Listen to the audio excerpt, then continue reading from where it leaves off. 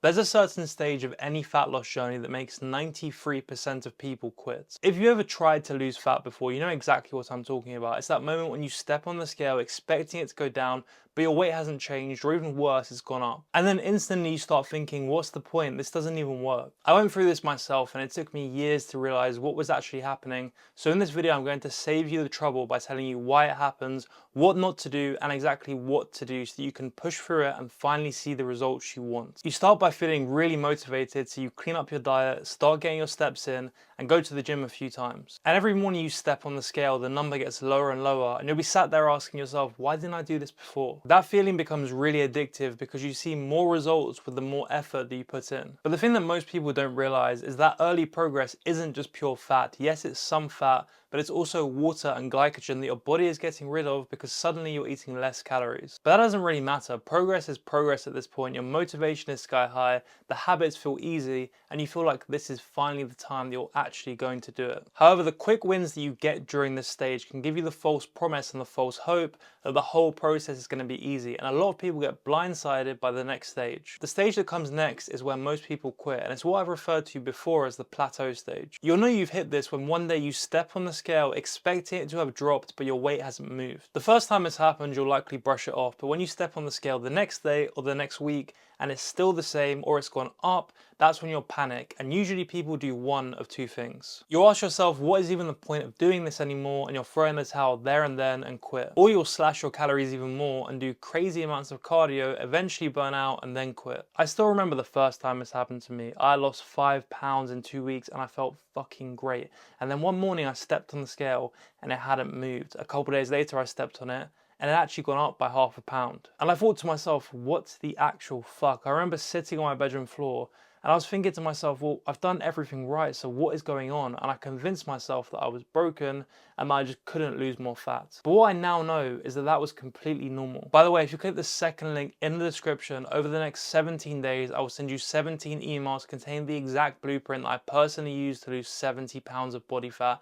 That's for free, so make sure you go and grab that straight after this video. So let me tell you exactly why this happens, because once you understand that, you'll stop panicking every single time you hit a plateau, you'll finally be able to push through and actually lose a substantial amount of fat. Firstly, your body will adapt faster than you think. The moment you drop your calories and start moving more for anything more than a week, your body is going to eventually react to that. Your hunger hormones will rise and you'll find yourself being hungry at really weird times, like first thing when you wake up in the morning and when you're laying in bed at night. Your energy will be really up and down as well. You'll find yourself completely dead at 10 a.m. and then suddenly have a crazy burst of energy at 7 p.m. And subconsciously, because of that, you're going to move less throughout the day, which means you'll burn less calories overall. Also, like I said earlier in the video, most of the weight that you would have lost in the very early stages is water and glycogen. And once your body is rid of that, the scale drops get slower and slower because pure fat loss is a much slower process. Plus, you need to understand that your body has no idea that you live in the modern world where food and water is just a few steps away in your kitchen. It doesn't know you're trying to get lean. All it knows is that you're suddenly eating less and moving more,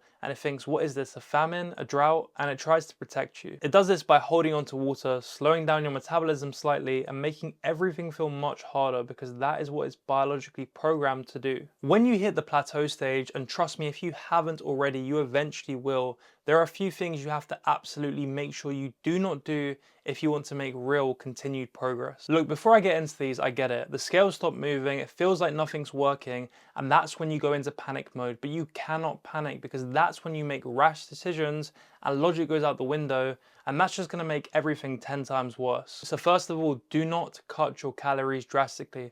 A lot of people come to the conclusion, they say, oh, well, this amount of calories isn't working, call it 2,500, so I'm just gonna eat 1,700. But all that's gonna do is make you more hungry, more miserable, more tired, and eventually lead you to say, fuck it, and quit. It can feel in the moment like this is the only way to speed up fat loss, but all it's going to speed up is you burning out. Secondly, don't try and outrun the problem, and I mean literally don't try and outrun it. Doing double cardio and HIIT classes on top of your steps is a bad idea. If you're in a deficit already and you try and do more cardio than you've ever done before, that is a recipe for feeling like absolute shit. Do not do it. It's not smart and it's not sustainable. As I always say, use cardio as a tool, not the main driver of your fat loss. This next one is probably the biggest mistake that people make, and it's jumping from diet to diet the second their progress slows. People tend to think their diet has stopped working and they jump from keto to carnivore to fasting to vegan to high carb over the course of a few months, but it's not your diet that stopped working. As long as you're in a calorie deficit, you should eat the diet that makes you feel the best and that you enjoy the most. Switching from diet to diet all the time is just going to stop you from building a level of consistency that's required for long-term fat loss. Next, do not assume that you're broken, whether that's your genetics or your metabolism. The second that you say there's something wrong with you is the second that you're not going to be able to lose fat. You are not broken, trust me. When I looked like that, I was convinced that my genetics were broken and that I would never be able to look how I wanted. And now I look like this with the exact same genetics. Most importantly though, do not fall for the binge restrict cycles. When you panic and you restrict your calories, and then a few days down the line, likely on the weekend when you're tired and hungry, you go completely off plan and binge eat. Then you go back to punishing yourself with restriction out of guilt, and then you repeat that cycle over and over again. What do you think that eventually leads to? I'll tell you what it leads to.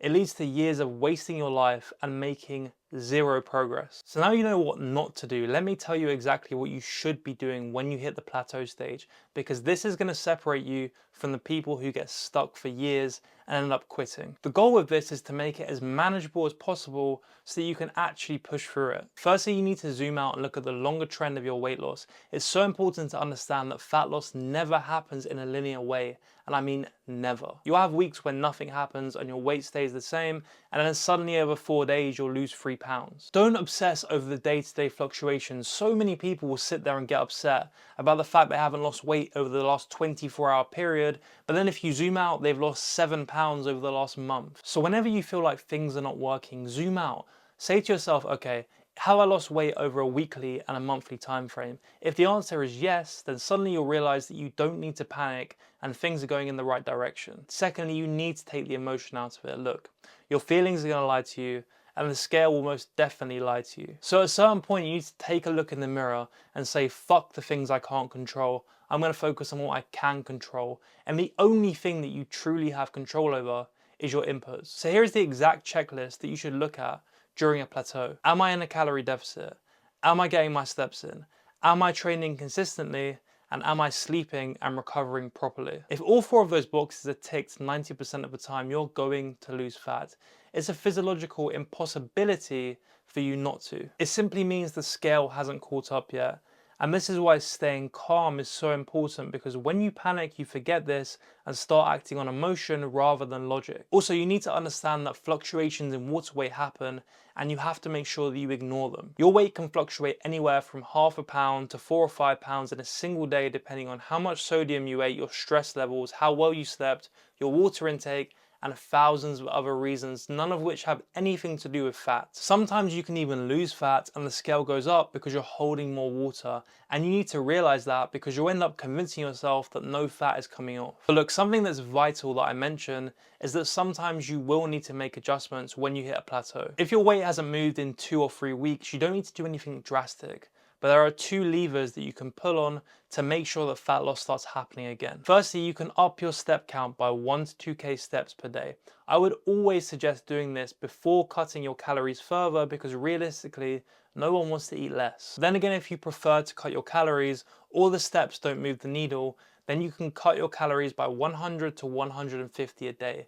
Do not drastically cut your calories though, no matter what. After you make one of these changes, monitor your weight over the next week. If it starts going down again, then perfect. And if it doesn't, just simply repeat that process again. That's literally all you have to do to get things moving in the right direction if you stay stuck for a few weeks. So look, yes, it can absolutely suck when you hit the plateau stage, but if you just push through it, do the right things, keep putting the inputs in, eventually you will get through it and you'll start losing fat again very regularly. Plateaus aren't the end, they're just the door that you have to kick in to get to the next stage of your journey. They're going to test you and they're going to piss you off, but that's why 93% of people quit. But now you're armed with everything you need to become part of the 7%. The people who succeed in losing fat and keeping it off forever aren't more motivated than you.